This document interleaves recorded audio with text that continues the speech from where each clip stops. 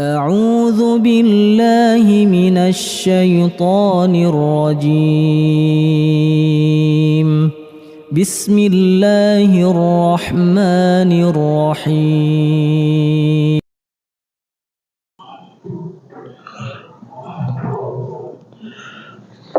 Bismillahirrahmanirrahim.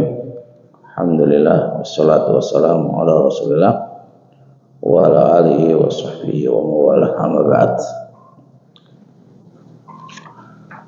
Di bulan lalu kita itu membahas tentang riba, ya. Riba dalam utang piutang sama riba dalam jual beli. Riba dalam jual beli ada namanya riba fadl, ada namanya riba nasi'ah. Terus untuk memahami riba fadl dan riba nasi'ah, kita harus belajar barang-barang ribawi. Barang-barang ribawi yang tertera di dalam dalil itu ada 6. 6 ini kita harus paham ilah. Ilah itu sebab kenapa dia dijadikan barang ribawi. Ya, emas dan perak ilahnya apa? Alat tukar menukar. Kemudian yang 4, gandum dan kurma dan semisalnya. Apa sebab barang ribawi? Karena dia makanan pokok yang bisa disimpan. Memahami ini, ketika terjadi pertukaran sama-sama satu jenis dan satu ilah, jenisnya sama dan ilahnya sama, kayak emas ditukar dengan emas, maka di situ ada 2 syarat. Apa syaratnya? Harus kontan ya dan biadin, dan harus timbangannya sama. Timbangannya sama. Jikalau satu jenis beda ilah, satu jenis tapi beda ilah, kayak apa? Satu jenis beda ilah, nggak mungkin ya. Satu jenis beda jenis, satu ilah, kayak emas dengan perak. Maka ini syaratnya apa? Syaratnya 1, harus kontan, tidak mesti harus sama timbangannya. Jikalau beda jenis dan beda ilah, maka tidak ada syarat, ya. Emas ditukar sama kurma, apalagi bukan barang ribawi. Bukan barang ribawi, kayak kambing ditukar kambing, HP ditukar dengan HP. Ini enggak ada syarat sama sekali, tidak ada syarat sama sekali. Maka dari sini transaksi emas dengan rupiah, rupiah dengan emas. Wis paham ya? Transaksi uang dengan emas. Ini apa ini? Satu beda jenis, satu ilah. Maka syaratnya apa?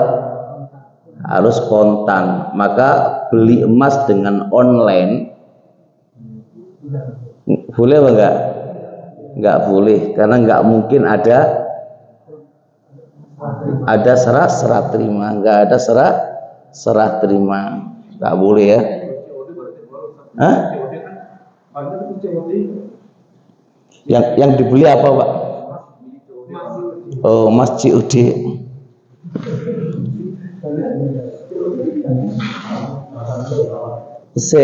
Tar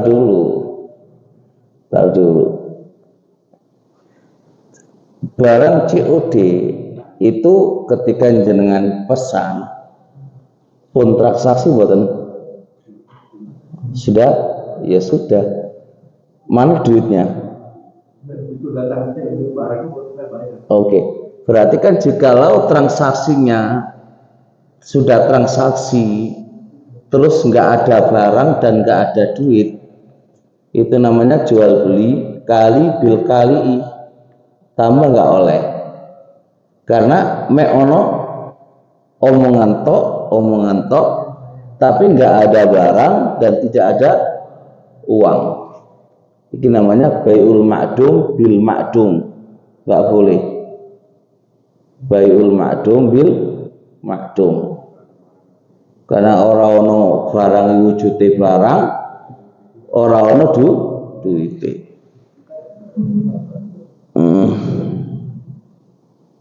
Menjelas ya insyaallah. Sama sini sedikit dipahami tentang riba ini. Ya, oke.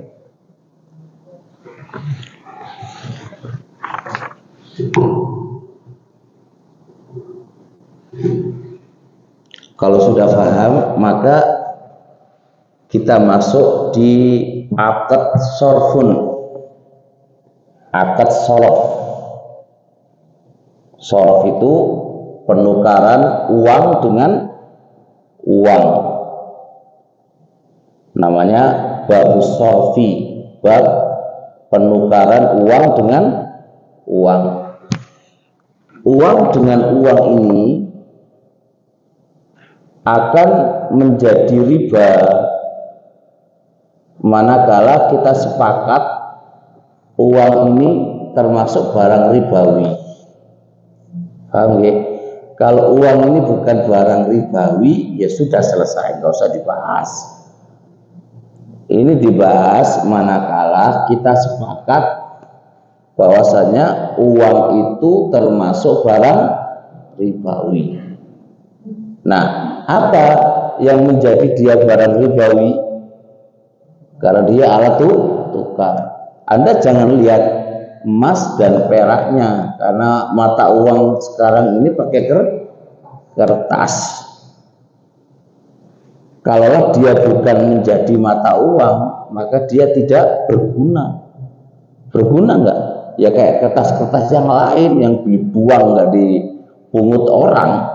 Bedanya kertas koran dengan fulus, itu karena fulus jadi mata uang, koran tidak menjadi mata uang. Makanya koran jatuh di jalan nggak akan ada yang nengok. Beda dengan gambari Pak Soekarno, ya beda masalahnya. Nah oke. Kalau sudah paham maka dari sepakat mata uang itu adalah barang ribawi. Maka dari sini mata uang nggak akan lepas dari dua keadaan. Keadaan yang pertama, satu jenis, rupiah ditukar rupiah, dolar ditukar sama dolar, real ditukar sama real. Kalau satu jenis berarti dan satu ilah, ya kan? Berarti ilah kan? Berarti syaratnya berapa? Dua, harus sama dan harus tunai. Berarti penukaran 1 juta dapat 900, 1 juta uang merah ditukar dapat 900 uang receh 50 ribuan atau 20 ribuan atau apa jenenge 5 ribuan. Ini pertukaran 1 juta uang Soekarno ditukar dengan uang 5.000 gambarnya ya. Ya. Itu berapa itu, jadi riba ya. Kenapa kok jadi riba? Karena nggak sama, ya kan? 1 juta dapat 900. Kalau begini, dapatnya 1 juta juga, walaupun uang 2 atau 5 ribuan. Tapi waduh mas, baru ada 900. Satu C, engko sik mas yo, iki trimon C, satu C tak ndelek nang kanca.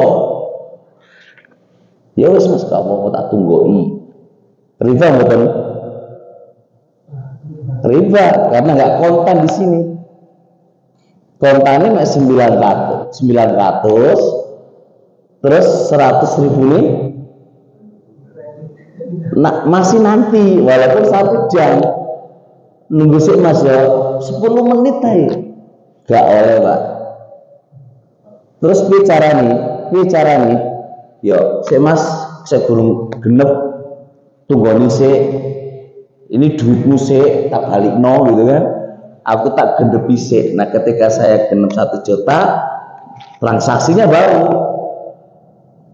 Itu namanya kontan ya dan biadin. Tapi kalau bentuk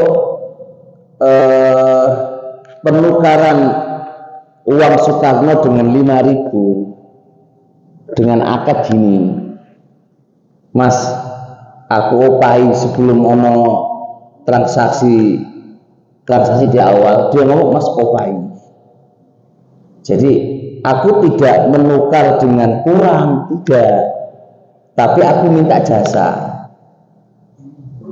Jadi aku nuker iki nang bank tukari mas, nukari nang bank, aku duit 1 juta tak tukar nang bank oleh 1 juta dengan angka 5 ribuan. Aku teko bank. Nah berarti aku ono.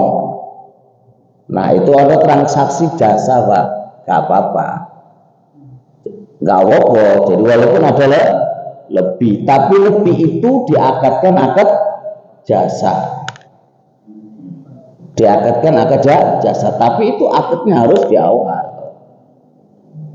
Ini harus di awal. Jadi nanti ada nyang-nyangan jasamu piro. Ya wis tak kaya 20.000 belum apa enggak.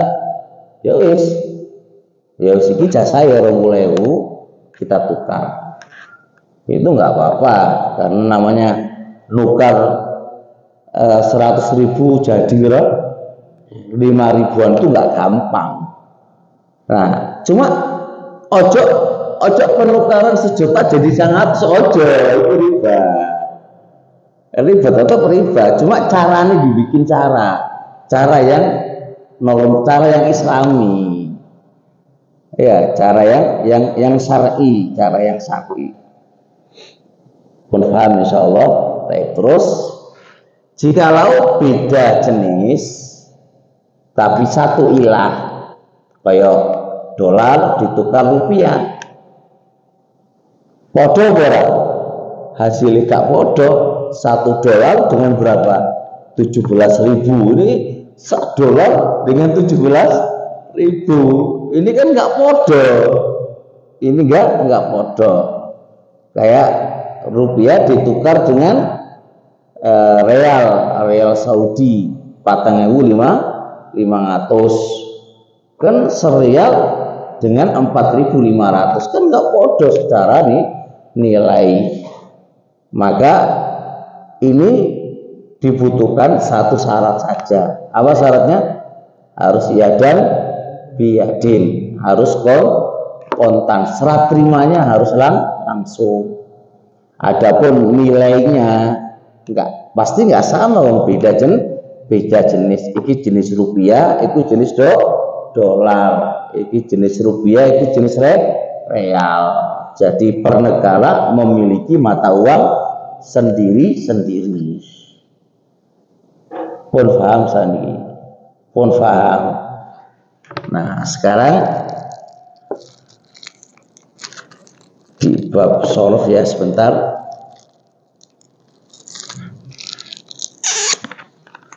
Kalau lagi transfer mak,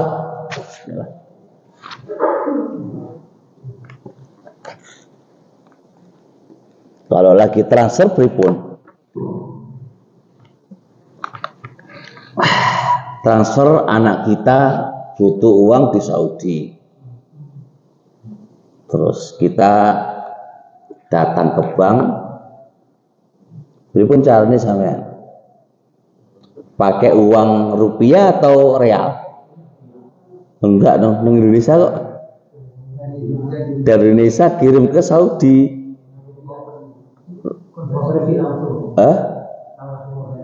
Oke, berarti transaksinya penukaran di mana?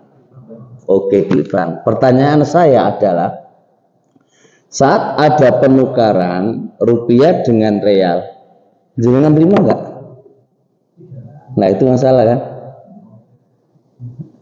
Ya kan? Kan terjadi penukaran di situ. Kenapa kok nggak Anda terima dulu? Kan Anda nggak terima. Sudah terjadi penukaran di situ. Mana ya dan biadinnya?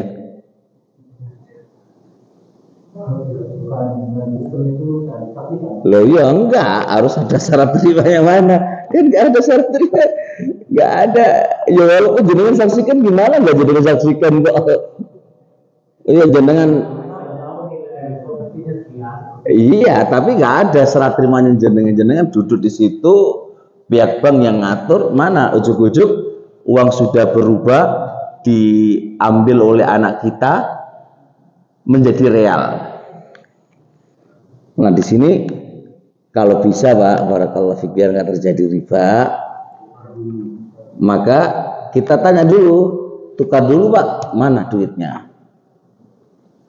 Kan rupiah ke real tuh, mana realnya Pak? Nih aku tukar sekian, realnya aku pegang dulu Pak. Oke, setelah real, Pak ini real, tolong transferkan jasanya berapa?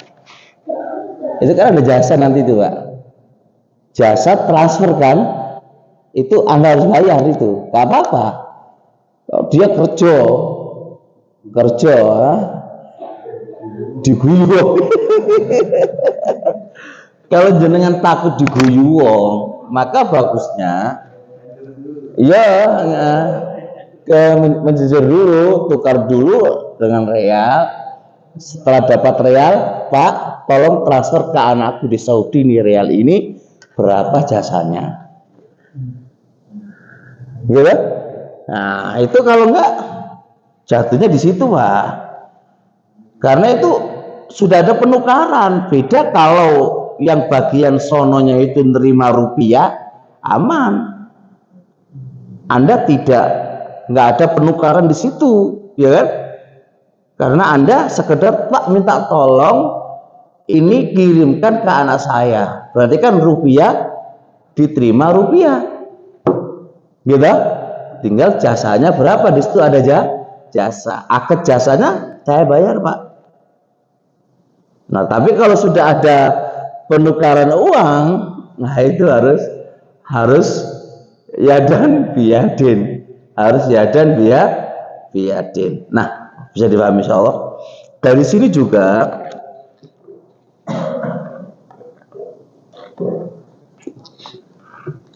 bahasanya ini sering terjadi di pasar Pak. Ada orang belinya tuh entek 5.000, tapi nggak duit 1.000, kan butuh susu. Penjual nggak duit susu, ya kan? Bu ada uang 5.000, wah rauno masih, ngono kan, ngono biasa nih. Terus sampean piye coba? Sampean tukar ke konco sampean, sama-sama pedagang, ya kan? Mas tukar mas, ini 1.000 tak tukar 20.000 untuk piye lah? Waduh mas, orang ono, yang ada hanya uang 50.000 doang. Ya wis mas, 1.000 tak kasihkan ke dia, aku ngambil 50.000.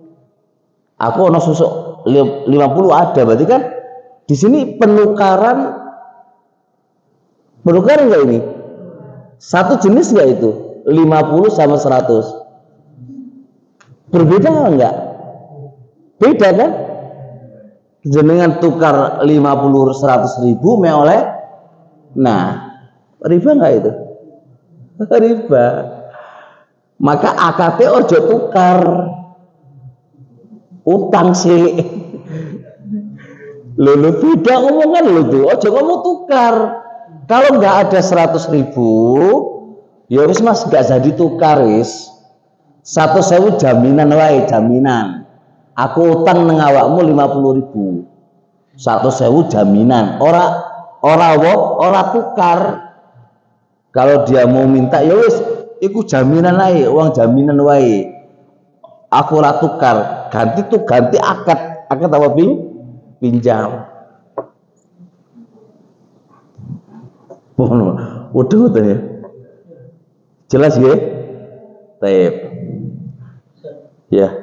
Kalau rekening kita rupiah, terus kita umroh, tarik di ATM real, itu gimana? Udah otomatis dia. Iya, otomatis. Iya, rekening kita kan di Indonesia. Iya. Tapi kita tarik di ATM. Udah transaksinya di ATM nanti itu. Langsung. Berarti itu boleh. Boleh. Lajnah Daimah membolehkan karena transaksinya langsung. Anda buka tetet langsung minta real atau rupiah langsung kan? Itu ada gitu, ada real gitu kan? Nah itu saya, maka itu transaksi langsung boleh. Anda kan punya rupiah, penukaran di mesin langsung. Secara sistem itu nggak apa-apa. Rupiahnya itu Iya, nggak kepegang langsung di rekening nggak? Iya itu kasusnya nggak apa-apa. Beda dengan kasus jenengan tadi kan nyetor. Itu beda kasus. Tapi kalau nanti jenengan di Saudi, jenengan ada ATM rupiah itu kan, sudah tersistem itu. Seret itu sudah akad transaksi. Seret real langsung keluar. Itu ada perbedaan, tapi sebagian ulama besar mengatakan itu namanya dan biadin, masih aman. kita transfer rekening kita rupiah, langsung transfer ke anak saya real itu boleh. Ya bisa kalau begitu kan udah ada transaksi di pihak iya ya lewat transaksi sistem. Nah itu masih perdebatan Pak, sebagian ulama mengatakan itu sah karena sudah tersistem, karena penerimaan itu cepat banget itu menjadi sah, aman.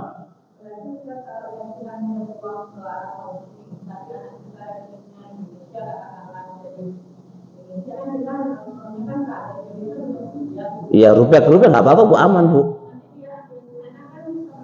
Iya kalau ngambilin di sana kan nanti jadi real, nggak apa-apa Bu, aman Bu, itu aman.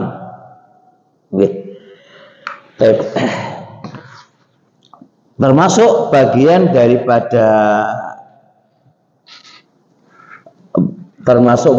daripada riba adalah bai'ul ina, jual beli ina. Jual beli ina termasuk bagian daripada barang ribawi, yaitu jual beli ina. Surahnya begini, skemanya begini. Zahir daripada akad itu jual beli dengan utang piutang. Jual beli Pak ya. Jadi awalnya itu gini, awal biar gampangan gini. Aku datang ke bapak ini, Pak Surya lah lihat di sini ya, Pak Surya yes. Terus datang, sebenarnya aku butuh duit Pak Surya, aku boleh pinjam duit nggak? Pinjam berapa Ustaz? 10 juta gitu kan. Pak Surya bareng ngaji paham, waduh kalau utang piutang pasti nggak ada keuntungan, ya tak? Utang piutang itu akadnya bantu, ojo berharap keuntungan kan ini ya, keuntungan dari Allah kan. Nah, iya keuntungan untuk Allah Pak. Gak ada keuntungan ora ono, Pak.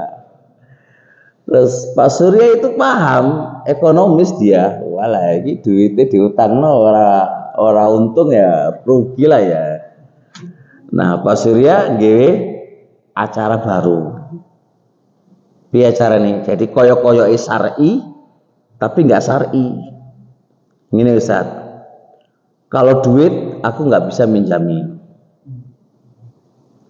Tapi tak kei akad baru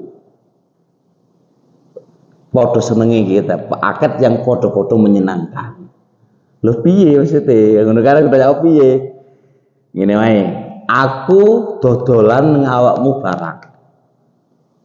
Maka beliau ngasih ke HP ke aku. Ketika ngasih HP ke aku itu kan akadnya kan jadi akad jual beli Pak, gak utang piutang. Iya kan? Lah aku ora butuh HP, butuh duit. Iya, sebelum wis wae Ustaz, meneng wae, tak kai cara wis gitu kan. Jadi beliau itu jual HP ke aku, tapi akadnya utang. Paham ya? Dihargai HP ini piro? 10 juta. Mari ngono Ustaz, HP iki dodolen nang aku. Paham ya? Regane piro? 8 juta. Berarti intinya aku megang duit piro? Aku intinya megang duit piro? 8 juta. Bayar piro? 10 juta. Maka koyok-koyok dodolan enggak? Koyok-koyok jual beli syar'i Pak. Koyok kan jual beli syar'i kan? Lah, tapi intinya adalah aslinya adalah akad utang piutang yang itu ada penambahan gitu loh. Jadi awalnya kan utang 8 juta, bayari berapa? 10 juta kan, berarti kan ada tambahan dong. Itu aslinya nek ngono hasilnya, cuma dipoles tadi apa? Jadi jual beli. Nah, ini namanya bai'ul ina. Ini berarti riba. Jadi ini khilatifu muslihat Pak. Nah, akal bulus ini. Di sistem BMT sekarang model syar'i ini BMT yang ini terjadi perdebatan Pak. Sistem sekarang ini BMT syar'i terjadi perdebatan. Modelnya begini BMT. BMT itu kan secara sistem mereka pada dasarnya itu semua perbankan Pak, semua perbankan memicu kepada undang-undang mereka. Perbankan itu dilarang keras untuk membeli barang, membelikan barang. Dia bahasanya mek ngutangi wong lah ya. Coba gue akal-akal ya, ngutangi wong ngono kan. Itu sistem yang undang-undang mereka. Nah, sekarang di BMT ini dia bahasanya nggak ngutangi Pak. Jadi saya aku datang ke BMT, Pak, aku butuh mobil gitu kan. Tukokno mobil. Jadi kalau jenengan aku utang nggak bakal dianu Pak, karena BMT syar'i. Atau aku utang. BMT nanya, "Pak tuku apa sampean kok opo utang?" Pak tuku mobil ya, itu mobil.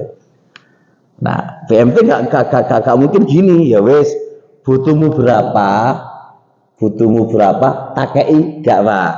Ngerti utang piutang gak oleh tambahan, gak oleh Pak. Jadi BMT nanya, siapa tuku mobil sing koyo piye?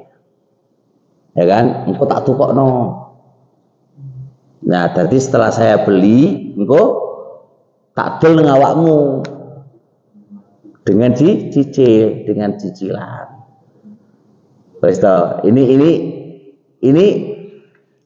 kalau BMT ini syar'i ya tetap sesuai syariat. Satu, BMT bener-bener beli mobilnya Pak, ya kan, bener-bener beli dulu baru dijual ke saya, bisa iya. Kedua, setelah dibeli diserah terimai dulu baru dijual ke saya. Wis. Ketiga, jenenge syar'i yo pencicilan yang tidak ada denda kalau ada keterlambatan. Wis. Ini poin penting. Kenapa harus beli dulu? Karena bank transaksinya sama aku, BMT sama aku. Nah kalau dia nggak beli dulu berarti menjual sesuatu yang tidak dia miliki. Mungkin ya, kalau perbankan nggak syar'i kan kita harus transaksi sama bank dulu. Wis udah oke, udah transaksi Pak, baru bank beli mobil. Keliru nggak ini? Keliru nggak? Keliru. Wis dodol dengan aku, tapi dia belum punya barangnya, gitu loh. Belum punya barangnya. Wis toh gak usah pola-pola bank, dia malah bulet deh. Wis toh pasti apa jelas-jelas aja. Anda utang nang aku piro, bayari piro, tambahan wis ngurusin atau gak usah muter-muter gitu. Asal kan biar pikir syar'i kan, makanya modelnya kayak ngono gitu loh Pak. Terus yang kedua, bank setelah beli harus ada serah terima dulu antara pihak mobil sama bank. Karena kalau pihak bank wis beli, wis transfer, ya kan wis ono DP atau berapa, terus kemudian dia jual ke saya, itu kan nggak boleh sampai dia ada serah terima. Nah, perbankan nggak sah kan wis tak beli, sampai tinggal datang ke showroom. Nah, maka kita nanya loh, jenengan wis transfer, wis dikobet belum? Wis gak usah kobet-kobetan, wis teko telepon berapa regane, wis tak beli, tinggal awakmu itu gak oleh Pak. Hah?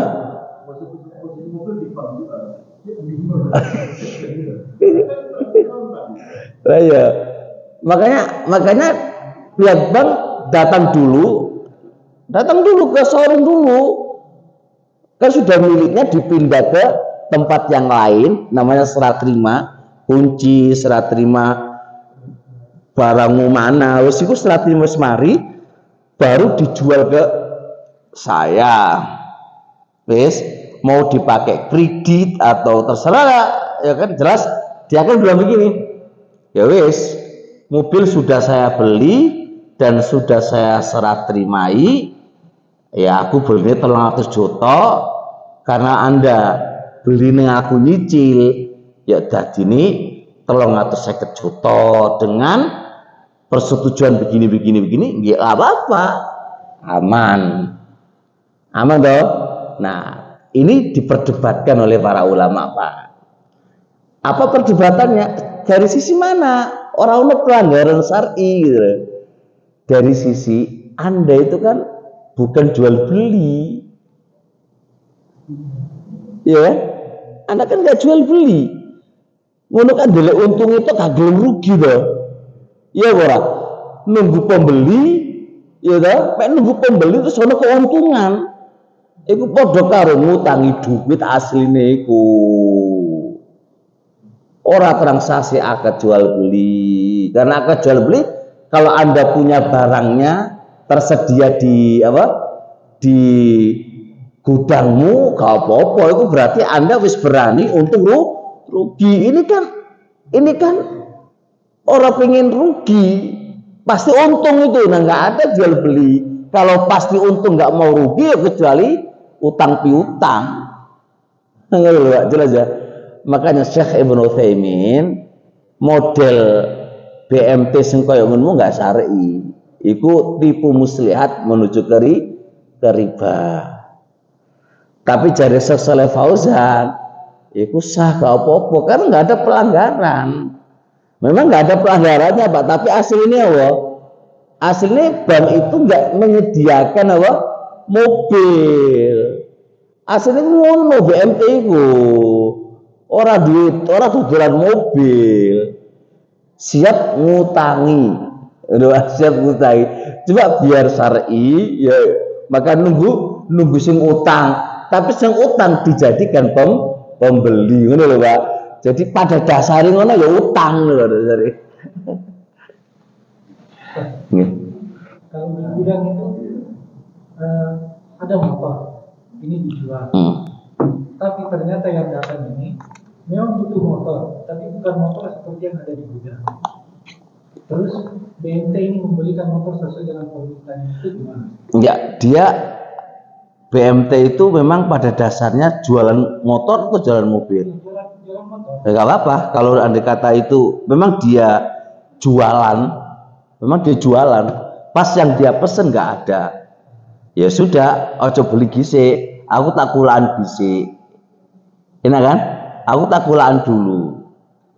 Makanya jenengan kalau pas datang ke material, contoh material, terus beli semen, waduh, semen ente, yo, engkau tak kirim yo, tak kulaan sik, engkau tak kirim.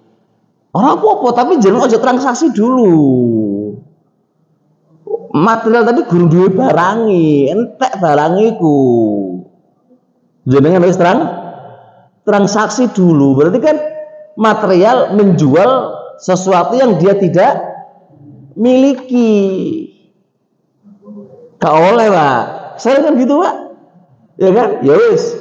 Aku tunggu sih. Berapa? Set. Wis. Engkau kirim yo. Loh. Piye sih wong gurung duwe barang kok wis apa?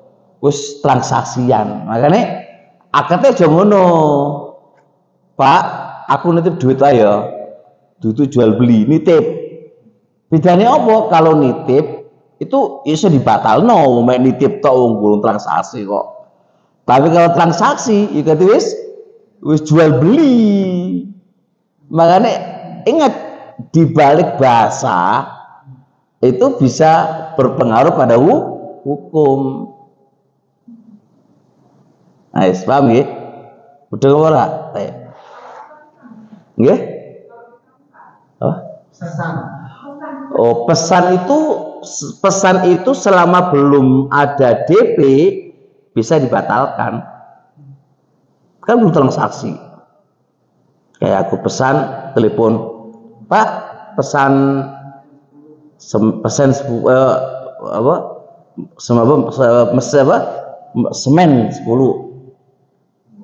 Ya, terus kemudian pesan terus kemudian dibatalkan sepihak, ya gak usah ngerusullah.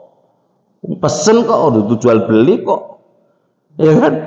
Pesen kan belum dibatalkan di tengah jalan gak apa-apa. Nah, kalau pesen itu mengandung jual beli. Tadi nggak jadi transaksi, yang mobil nggak jadi gimana? Ya ora apa-apa, Pak, kalau pesen, Pak. Kan makanya kan. Nah, maka butuh ono akal juga. Diakali gini. Yo, Anda wis engko tak tukono tetet. Paling ngono zaman gak jadi beli aku rugi. Kayak jaminan. Ngono Pak. Yo di politik juga ada jalan keluar. Ya kan? Apa sebenarnya? Yo titipno jaminan barang sing nang aku iki. Engko aku wis beli mobil, beli apa terus awakmu gak sidok tuku. Ya supaya diikat bukan ikatan jual beli DP ngono bukan, tapi berbentuk apa? Jaminan. Ya mbok omah apa untu tidak dijaminkan ngono, Pak. Ada jual beli tawaruk, Pak. Tadikan ina, sekarang tawaruk. Suronya persis. Cuma di tawaruk itu yang Pak Surya tadi ngasih HP ke aku, tapi nggak mensyaratkan, bahkan dia melarang jangan dijual ke aku, ke orang lain. Paham gak? Pokoknya aku hargai HP ini 10 juta. Ya gelem nggak gelem ya 10 juta. Walaupun Anda tahu kalau duduk di luar paling ya regane mek 8 apa 9, ya itu risiko. Paham gak? Lalu saya ambil HP-nya, saya jual ke orang lain apa? Ya saya jual ke orang, saya beli dengan akad utang gitu kan ya, utang. Jadi beli tapi kalau duit akad utang. Tak bayar nanti 2 bulan gitu kan. Nah, terus mari ngono saya jual ke orang lain HP ini. Oh iya 8 juta. Ini namanya bayu tawarruk, Pak. Kalau ina ada syarat harus apa? Nah, kan syaratnya itu. Kemudian kalau tawarruk dijual ke orang lain. Nah, ini boleh apa enggak? Boleh. Tidak ada masalah. Walaupun dia sudah rugi 2 juta, tapi ya sebenarnya sih nggak rugi karena dia butuh duit, iya nggak? Butuh duit. Kalau andai kata duit 8 juta itu bisa dipakai modal kerja, ya 2 juta itu ya kecil. Apa? Yang punya handphone dosa dong ya. Kenapa dosa? Karena kita tahu 9 juta pasti. Lo nggak apa-apa kan namanya diutang, Pak. Ya dia tahu, lo dia tahu ya kalau mau ya nggak apa-apa. Nah, soalnya kan ya andai kata juali apa ya tinggal Anda itu mau apa kan gitu, Pak kan dia kan nggak ada paksaan. Anak bisa bantu ente, tapi guys bantu ente ngutangi duit, tapi aku udah ada HP. Ya HP ini tak dol ngawakmu ya regane 10 juta. Anda terima apa enggak ya terserah gitu. Kan dibantu, Pak. Syukur, Pak, zaman saiki loh. Zaman saiki loh.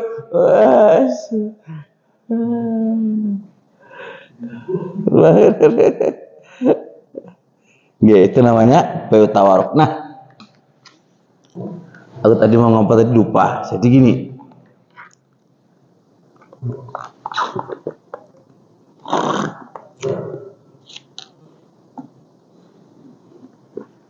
Ya, kalau bayu tawaruk aman ya.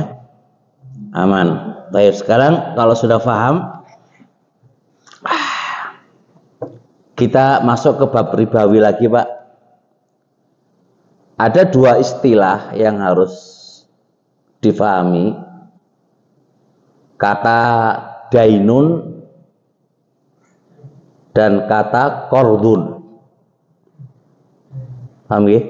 Dainun dan kata qardun. Qardun, qaf ra dhat, qardun.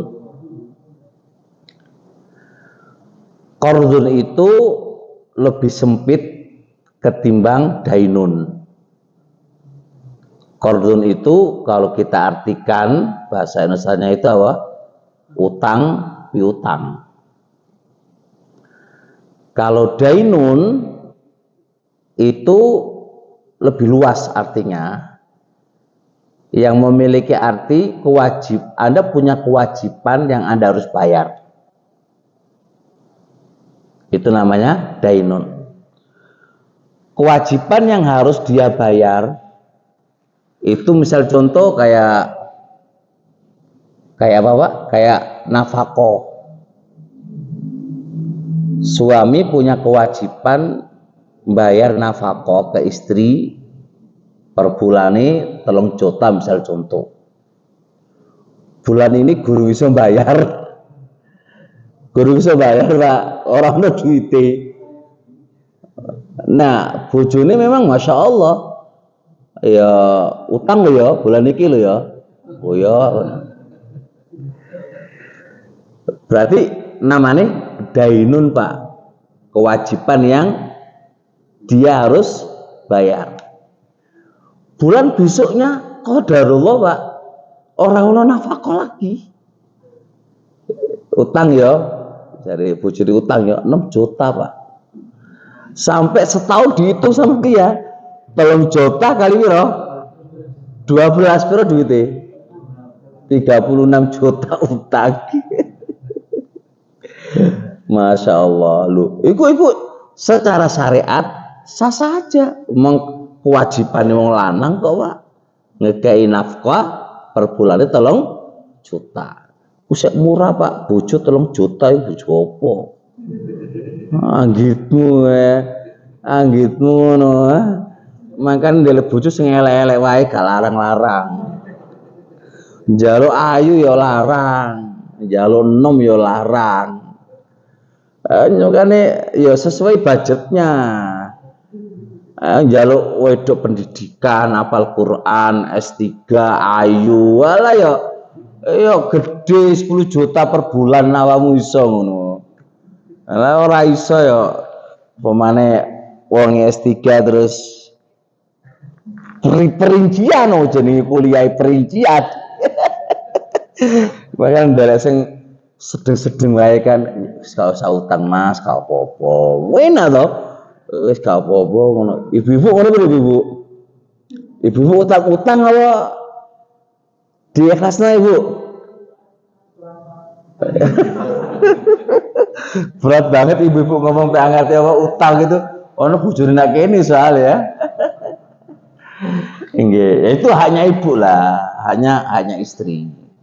Terserah istri kalau menuntut haknya ya gak apa-apa, namanya tanggung jawab wong lanang. Wong utang kok ya bayar ono. Sing kata bayang ngene lho Pak. Wis kerja muter Pak, mek oleh 2 juta. Aku 2 juta, kurang 1 juta utang ya waduh. ya saya di bojo sing koyo gondo kan ya sabarno lah gitu kan. Nggih, jadi kalau dainun itu kata yang lebih umum daripada qardun. Qardun itu hutang yang Anda pinjam duit ya harus bayar duit. Itu jenenge qardun Pak. Jadi Anda mengambil duitnya orang terus Anda wajib membayar, itu namanya qardun. Paham nggih? Kalau daidun itu ya lebih umum ya cakupannya. Kayak jenengan utang bayar kafaro, itu jenenge utang. Tapi jenenge dainun, dudu qardun. Paham nggih? Bisa dipahami itu kewajiban. Dain itu artinya kewajiban yang Anda harus bayar. Ya. Utang bayari itu jenenge dainun, bukan qardun. Itu dalam bahasa Arab ya. Dalam bahasa Indonesia kan padha wae artine utang kan, artine utang. Nah, tolong dipahami Pak. Adanya manfaat yang disyaratkan. Adanya manfaat yang disyaratkan karena utang piutang, maka manfaat tadi itu riba. Saya ulang lagi, manfaat yang disyaratkan, manfaat yang disyaratkan karena utang piutang, maka itu adalah riba. Pun jelas nggih? Paham nggih? Contoh terjadi di banyak nelayan dan pertanian Pak, itu banyak terjadi. Dia utang bibit atau utang modal, kan akadnya utang tuh. Terus pemodal bahasanya sing kita utangi mensyaratkan. Apa syaratnya? Dodole neng aku. Paham nggih? Kita tanya, harganya gimana? Ya harga umum. Harga umum Pak, bukan harga lebih tinggi nggak harga umum normal. Tapi pensyaratan harus dijual ke dia, maka itu riba. Mudah nggak? Kata pensyaratan itu terbagi dua. Ada pensyaratan secara lafaz. Secara lafaz, Pak. Maksudnya terjelas di awal. Kalau utang solar nak kini, jaring nak kini, bibit nak kini, dodole nang aku. Itu syarat yang dilafatkan.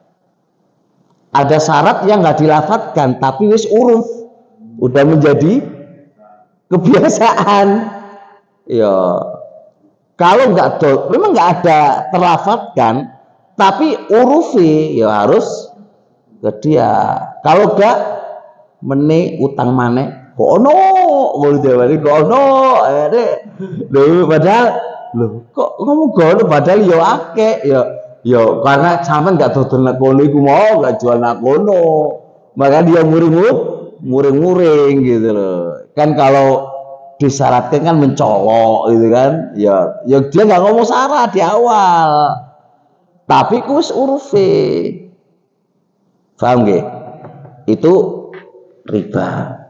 Pensyaratan tadi itu riba. Dan itu terjadi buahnya Pak di TPI, di pertanian tuh ya kalau nggak ngono dia nggak dapat duit, maka dia berani keliling kampung itu nawarin apa?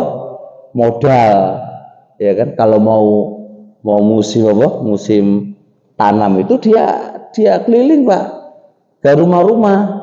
Ayo sapa sing utang nang aku modale. Enggak ada tambahan. Ngono-ngono nggak ada penambahan dia, enggak ada penambahan. Utang 100.000 bali 100.000, utang 50.000 bali 5.000. Ngono, Pak. Wis pinter kan? Tapi dodole ning aku ya. Dodole terus piye dodole harga piye? Harga normal kayak yang lain.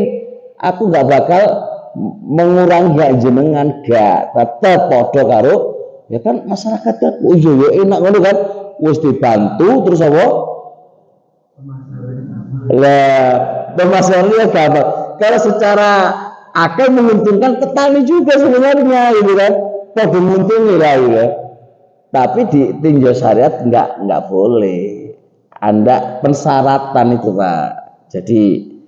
Jadi sing utangi mau yo gak enak kabeh lah wong sono syarat kok ya pe didol dulur yo gak iso. Sono syarat harus dibawa ke dia gitu loh. Harus dibawa ke nah itu enggak boleh itu riba. Nggih. Paham nggih? Atau persyaratan ya sejenis itu, misal kayak dia orangnya terkenal pelit sedunia, Pak. Pelitip pol wis sedunia wis. Wis pelitip pol wis sedunia. Terus nggak pernah ngasih pinjaman wala apa nggak pernah wis pokoknya jenenge aja pelit sedunia. Terus ternyata aku utang Pak sama Pak Surya. Utang. Terus Pak Surya tiba-tiba pinjam karo aku sepeda motor. Monggo ya. Awalnya aku ora mau nggak monggo, wis gak iso pinjam apa gak iso. Nah, berarti kan ini apa? Berarti ini walaupun nggak tersirat dan tersurat Pak ya kan. Persyaratan itu ada. Tapi kan ini apa? Wong wis pelit Pak. Ini kan jadi pengambilan manfaat yang terselubung ya. Ya, itu lubung itu kan. Nah, saya pasti gak kepenau aku diutang itu. Akhirnya diutang. Ya, ini gak oleh Pak iki dijauhi jenengan wis gak usah pinjam nang aku. Atau dulunya nggak pernah ada pemberian hadiah Pak, orang ono paling sedunia kok. Terus pinjam itu kok ujuk-ujuk setiap pagi ono jajan hadiah Pak, per minggu ono panganan. Nah ini kan pemberian yang model semisal ini itu terindikasi apa? Karena utang piutang kan Pak, ya kan?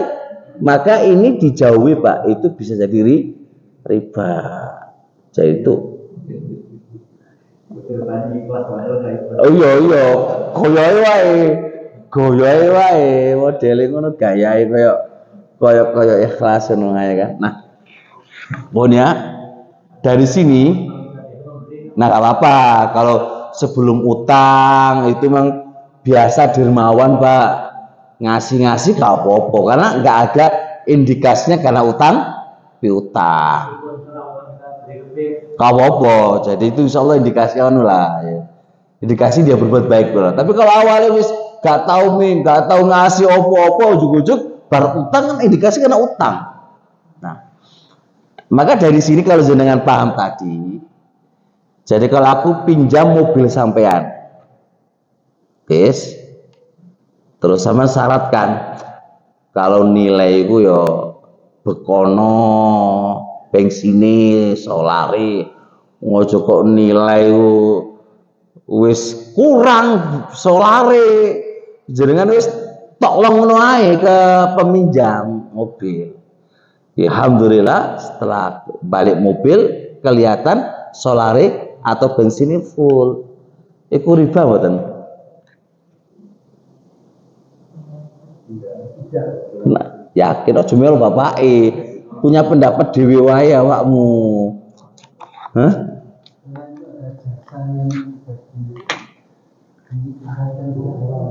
Itu bukan utang piutang.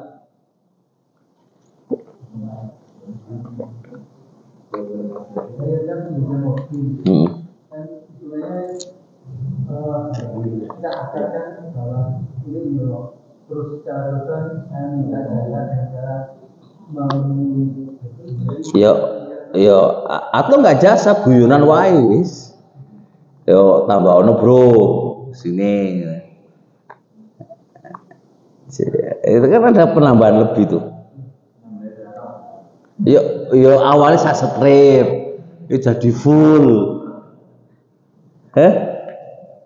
Lima betul ibu. Terus setengah 6 iki nih. Melebihi 1 jam. Karena kan 1/4 lebih ya. Ayo, Pak Surya riba enggak? Kenapa riba? Bukan.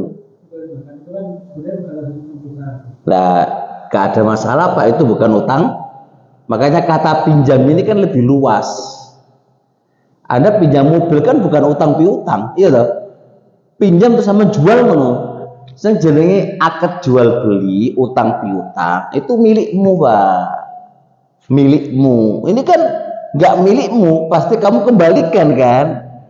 Namanya pinjam. Kalau di bahasa namanya isti'aroh. Isti'aroh, duduk kordon. Iya kan? Ya itu kan nggak ada masalah riba, nggak ada. Bukan tukar menukar, bukan utang piutang, nggak masuk di bab riba Pak. Kalau dia ngomong kayak ngono itu berarti sebenarnya nggak gratis, ya toh, masuk di jasa aja sebenarnya, gitu kan ya, nggak gratis itu berarti kata ngomong ngono itu berarti ini jaluk opa, ya jaluk jasa, tapi jasanya bentuknya solar full ngono loh. Itu sih mirip dengan jasai. Tapi jasa itu kan harus jelas. Kalau jenengan koyok ngono, kalau jasa nggak jelas nggak boleh. Maka jenengan ngomongin ini sisi. Iki jasa apa gak? Kalau jasa harus jelas. Saling ridho kan gitu kan. Gak jasa tapi opo sih toh. Ojo sangku sungkan. Ini kalau minjamkan tanpa jasa kan berarti kan karena Allah toh, wis selesai urusannya gitu kan, gak usah kok ngomong nyindir ngono. Kalau jasa ya jelas di awal, paham ya? Karena kan Indonesia ku repot, dibilang jasa ya ora kepenak, tapi turun gak diisi ya ora kepenak ngono kan, jadi susah dalam Indonesia gimana? Susah ya, ojo ngono. Kok ngomong apa onone wae. Ya, cukup insyaallah. Ada pertanyaan tak? Alhamdulillah. Subhanakallahumma hamdik asyhadu an la ilaha illa anta astaghfiruka wa atubu ilaik. Assalamualaikum warahmatullahi wabarakatuh. لئن شكرتم لأزيدنكم ولئن كفرتم إن عذابي لشديد